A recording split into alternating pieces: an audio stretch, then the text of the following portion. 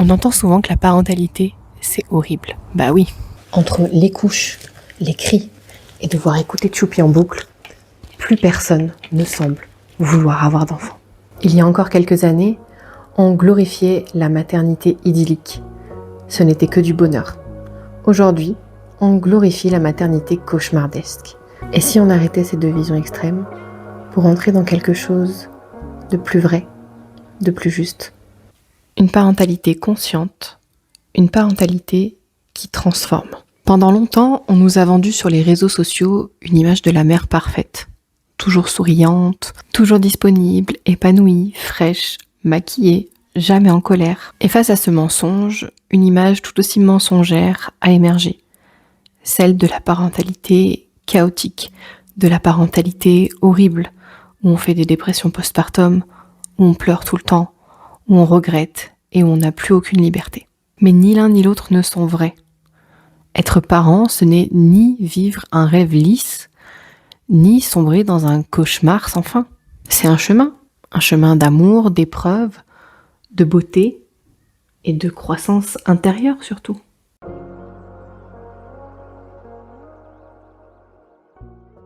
Ce qui rend les premières années les plus difficiles, c'est pas les cris, c'est pas les pleurs, c'est pas le manque de sommeil, la charge mentale, bref, toutes ces choses qu'on nous vend comme horribles.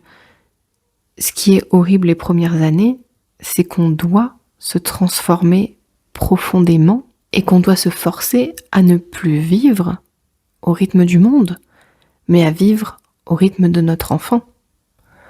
Mais ce rythme, certes c'est celui d'un enfant, mais est-ce que ça serait pas celui de l'humain, tout simplement?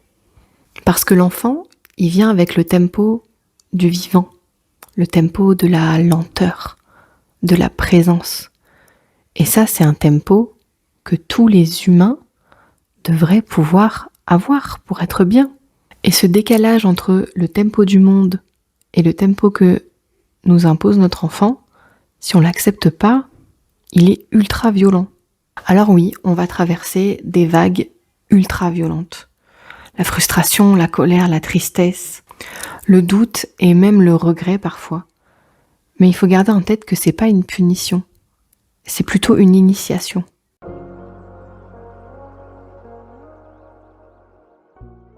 Parce qu'on peut pas devenir un parent en restant un adolescent. Et le dire, c'est pas un jugement, c'est juste une réalité biologique, une réalité psychologique et même une réalité spirituelle. Tout dans le fait d'accueillir un enfant est similaire aux initiations qu'on peut retrouver dans beaucoup de peuples. Et d'ailleurs, la naissance, dans la majorité de ces peuples, est une initiation, est un passage vers la vie adulte.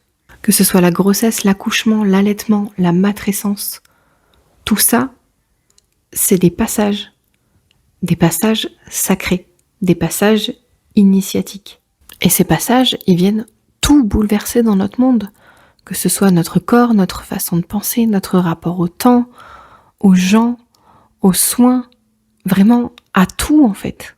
Et le voir comme une perte, c'est dommage je trouve, parce que c'est pas une perte, c'est une transformation, et je dirais même que c'est un retour à qui on est vraiment à l'intérieur de nous, parce que ça nous pousse à nous exclure du monde, et donc à nous retrouver nous-mêmes, sans tous les masques qu'on s'impose pour la société.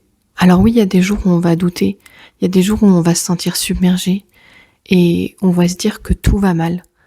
Mais dans ces tempêtes-là, il y aura toujours cette petite main pour tenir la nôtre. Cette petite main qui est reliée à un être qui nous accorde toute sa confiance et toute sa présence, de manière incroyablement pure. Et c'est là qu'on comprend que c'est pas juste nous qui apprenons à être parents, mais que c'est eux qui nous apprennent à être des humains.